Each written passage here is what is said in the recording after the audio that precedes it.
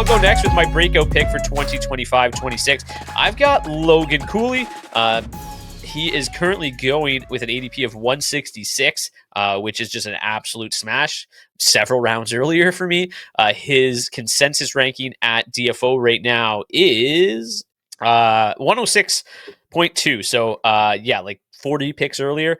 Cooley had 25 goals and 65 points last season, but he was on pace for 33 goals and 39 assists for 72 points after the Four Nations faceoff. If you want to grab an even smaller sample size during that time, he was on pace for 41 goals and 51 assists in the final 16 games of the season. So this is a kid that, went third overall. He's the Mammoth's number one center. First time we got to say the Mammoth on the podcast.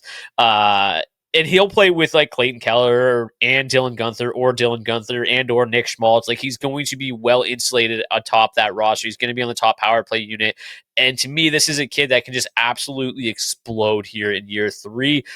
Those numbers to finish the season, I think, are just a taste of what we could see. And obviously, it's going to be difficult for him to maintain what he did for 16 games over a full 82-game season. But a 41-goal, 51-assist pace obviously just showcases the high-end upside here. And obviously, even if he falls short of that, he's still going to be a great value going basically at the end of the draft.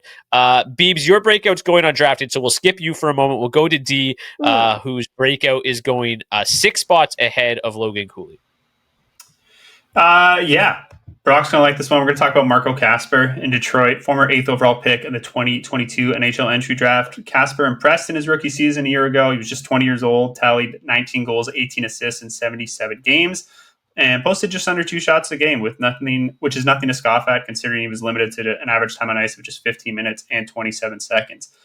Certainly worth pointing out, Kasper's role grew throughout the season, finished the year centering to Brinkat and Kane on the second line. Over his last 18 games, that average time on ice climbed all the way to 17 minutes and 43 seconds.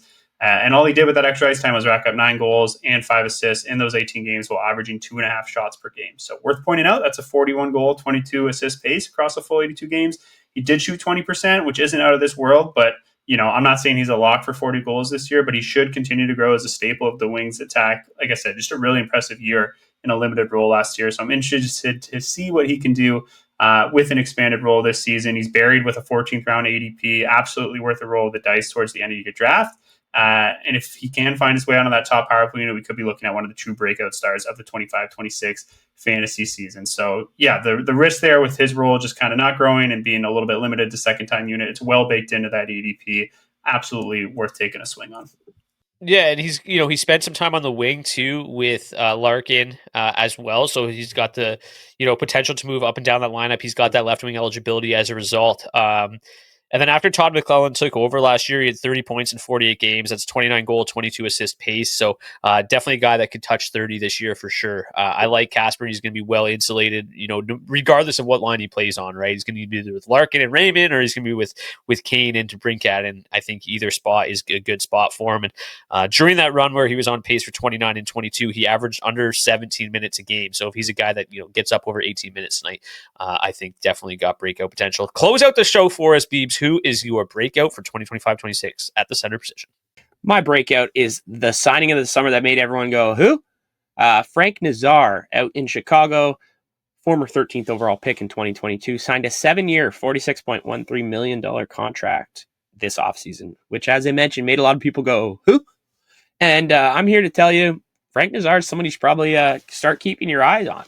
He finished last season with 9 points in his final 8 games played, and during that time he had 18 shots on goal. That's good for 2.2 shots per game, while only getting 17 minutes and 17 seconds of ice time per game during that span. That was kind of when Chicago let Nazar fully let his wings go and just said, hey, this is our future. Let's let him score.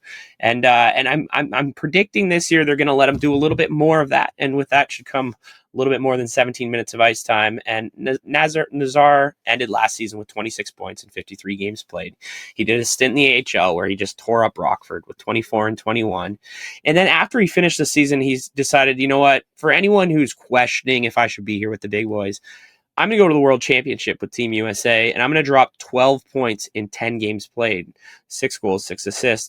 And that's where Nazar kind of really stepped out to me as this guy is here to stay. And he is what Bedard needs, because anytime anyone talks about Connor Bedard, it's what does he have around him? And he really doesn't have much, but he does have Frank Nazar. Chicago last year was surprisingly 7th in the NHL in the power play. That was better than Colorado, which blew my mind and made me recheck the stats 17 times, but it was better than Colorado's power play. And that was while Frank Nazar only had 4 power play points all year. So if he can jump into what has already been working and might get better with the step forward of Bedard and some other bodies there, and new power play quarterback and Sam Rinzel, I believe. And if something clicks there, we could see a guy here who could be having a 25-25 season or a 30-30 season in a blink of an eye and 200 shots on goal. And if you could get that at the bottom of your draft, I'm willing to take a chance at only 21 years old. Chicago's not making the playoffs this year, so they'd be silly not to see what they have from a guy like this. If Bedard's going to break out, I think Nazar is going to break out right there with him. He might not be playing on the same line on 5v5, but with that said, Chicago's top 6 is not absolutely brutal for 5v5. At the moment, it looks like he'll be with Teravainen and Bertuzzi, and that's not the worst case ever. He's got some veteran presences out there to help him out a little bit and push the kids forward. But as far as guys you're going to draft, he's the 3rd out of our list here, and probably the one that you'll find with maybe your very last pick of the draft. And if that's a risk you're willing to take, I think he's definitely worth it, and he's in a pretty solid spot with a lot of upside here. Yeah, Frankie Nazar is obviously, we've seen him spend some time at center with Bedard on the wing at the end of last season. That's always something the Blackhawks could go to this season. But yeah, just tremendously talented. And I think a kid that, they're going to need him to score, and he's probably going to be handed all the minutes that he can take. And like you said, there's no shortage of reasonable talent within this top 6. Like, they're okay. Right. Brian Donato was great last year. They added Andre Burakovsky, who's been a decent scorer in his past. Tyler Bertuzzi definitely turned it on the second half of last season. Teravainen obviously still got a little bit left in the tank. So that top 6 isn't terrible. Obviously a guy that's probably going to start the year as like a streaming candidate, and certainly somebody that can probably develop into somebody that has staying power within your roster. That is going to do it for the first episode of the season, fellas. We are back. We did it. Thank you guys so much for tuning into the DFO Fantasy Show Center Preview. Thanks for watching this video. If you want more great fantasy hockey and betting content from myself, Carter Hutton, Matthew Barnaby, and the rest of the DFO analysts, make sure you subscribe to the DFO Fantasy and Betting YouTube channel today and never miss a minute.